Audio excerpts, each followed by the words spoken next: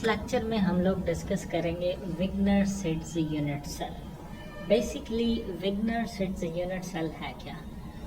ये एक ऐसा सेल है जो एक्चुअली में एक प्रिमिटिव यूनिट सेल होगा, विच मीन्स कि इसका area in case of 2D और volume in case of 3D हमेशा मिनिमम होगा, और जो लैटिस पॉइंट की तादाद है वो हमेशा 1 रहेगी। Of course it was given by विग्नर and seeds, जो कि साइंटिस्ट थे। तो इसका प्रोसेस ये है, सबसे पहले आप ये करें कि एक चूज़ करें एक लैटिस पॉइंट। लेट्स से हम इस लैटिस पॉइंट को चूज़ कर लेते हैं, इसके नियरेस्ट नेबर्स को लोकेट करें। फर्स्ट ऑफ ऑल ये इसका नियरेस्ट नेबर है, ये भी इसका नियरेस्ट नेबर है, ये साथ में इस साइड पे और ये लेफ्ट साइड पे इसका नियरेस्ट नेबर है। इसी तरह से यहाँ का मौजूद आइटम और यहाँ पे मौजूद आइटम या लैटिस पॉइंट व्हाटएवर, ये चीज़ें इसके नियरेस्ट नेबर्स हैं। जब नियरेस्ट नेबर्स हमने लोकेट कर लिए तो उसके बाद हम करते ये हैं कि connect a given lattice point जो नियरेस्ट नेबर है, या जो आपने सेलेक्ट किया था एक्चुअली, उसको नियरेस्ट नेबर्स के साथ कनेक्ट करवाएं। जैसा कि हमने इसको सेलेक्ट किया था तो इस नियरेस्ट नेबर के साथ कनेक्ट करवा दिया, इसी तरह इसको इस नियरेस्ट नेबर के साथ कनेक्ट करवा दिया। सिमिलरली जो यहाँ के नियरेस्ट नेबर्स हैं उनके साथ भी कनेक्टेड है, of course left right up down के साथ भी ये कनेक्टेड है। Third point in construction is draw normal bisector of lines connecting the lattice points।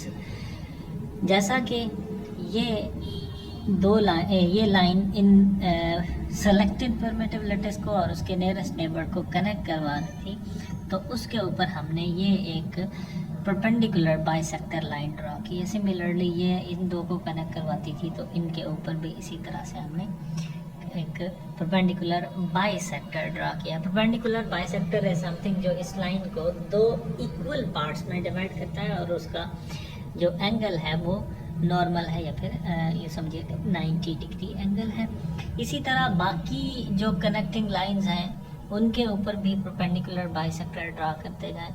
ये मैंने सेम कलर के जो लाइन जिस तरह से जिस कलर की थी उसी के सी के हिसाब से डॉटेड लाइन जिनके ऊपर परपेंडिकुलर बाइसेक्टर ड्रा किए हैं। सो बाकी जो रह गई थी ये लाइन, इसके ऊपर परपेंडिकुलर बाइसेक्टर है, और ये जो ग्रीन लाइन है इसके ऊपर एक ग्रीन डॉटेड लाइन इसकी परपेंडिकुलर बाइसेक्टर है।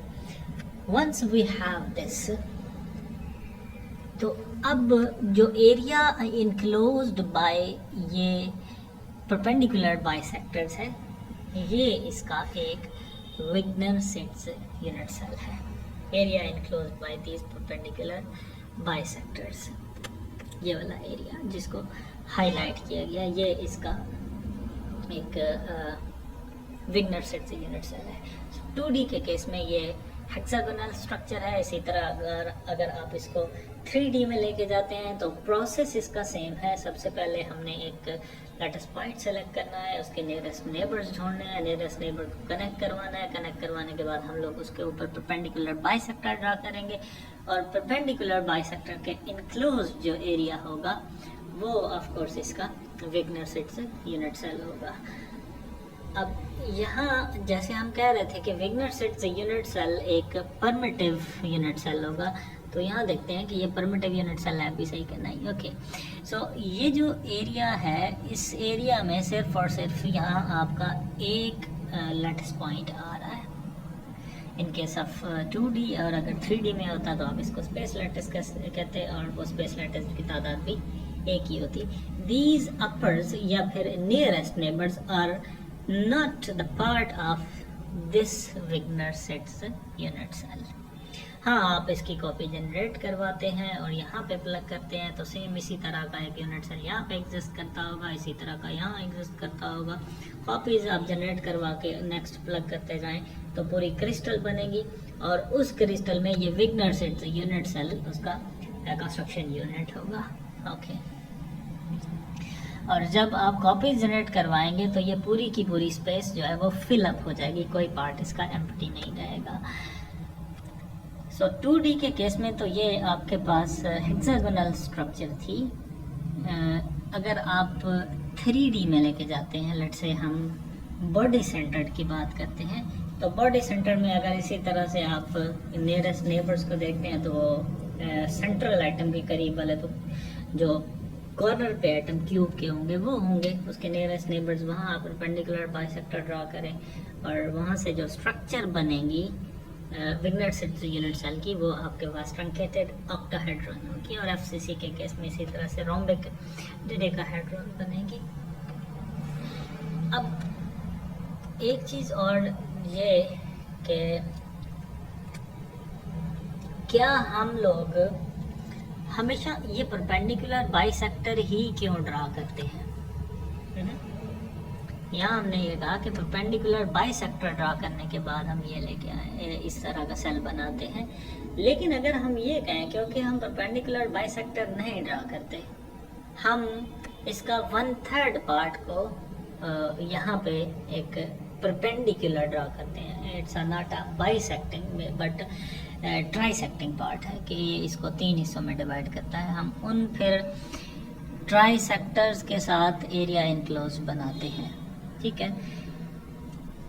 अब होगा तो वो भी एक सेल, उसका वॉल्यूम या एरिया भी स्मॉल है, उसमें यहाँ जो लैटिस पॉइंट है उसकी तादाद भी 1 है, तो क्या वो विग्नर यूनिट सेल होगा या नहीं होगा? Let's move a little bit more forward कि हम क्रिस्टल बनाना चाहते हैं उसी 1/3 की इंटरसेक्शन वाले यूनिट सेल से। 1/3 की इंटरसेक्शन वाला यूनिट यहाँ से कॉपी करके अगर यहाँ पे प्लग करेंगे आप, तो उसमें किसी किस्म का कोई लैटिस पॉइंट मौजूद नहीं होगा यहाँ, क्योंकि एम्प्टी स्पेस है, यहाँ कोई लैटिस पॉइंट मौजूद नहीं है। हाँ, जब आप उसकी कॉपी उससे नेक्स्ट पे प्लग करेंगे तो फिर यहाँ आएगा।